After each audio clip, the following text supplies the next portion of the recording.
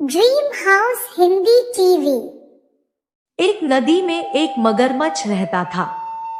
नदी के किनारे पर केले का एक पेड़ था।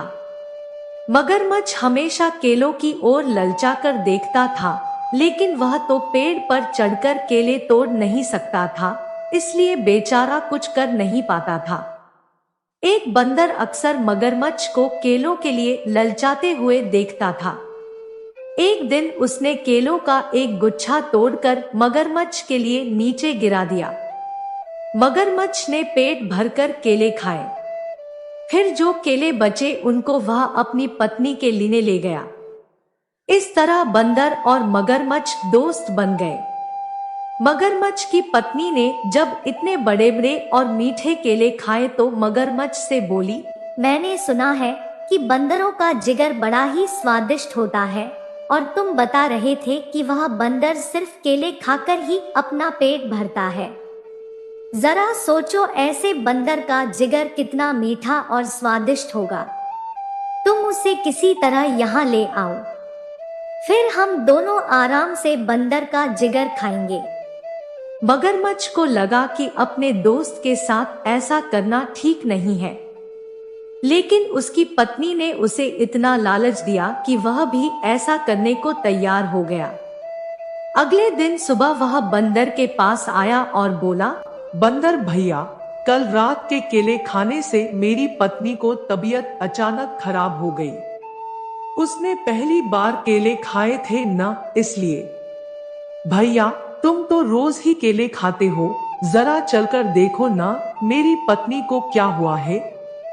बंदर ने सोचा कि दोस्त की मदद करनी चाहिए, इसलिए वह मगरमच्छ की पीठ पर बैठ गया। इतनी खुरदुरी और चुभने वाली चीज पर वह पहली बार बैठा था। जैसे ही वह मगरमच्छ के घर पहुंचा, उसने देखा कि मगरमच्छ की पत्नी तो बिल्कुल ठीक ठाक है। उसे अंदाजा लग गया कि जरूर कुछ गड़बड़ है। वह संभल कर बैठा रहा। मगरमच्छ की पत्नी ने जैसे ही बंदर को आते हुए देखा, वह जोर जोर से हंसने लगी। वह बंदर से बोली, मूर्ख बंदर, अब तू नहीं बचेगा, हम तेरा जिगर खाएंगे। हाँ हाँ हाँ। बंदर को अब पूरी बात समझ में आई, लेकिन वह कुछ कम समझदार नहीं था।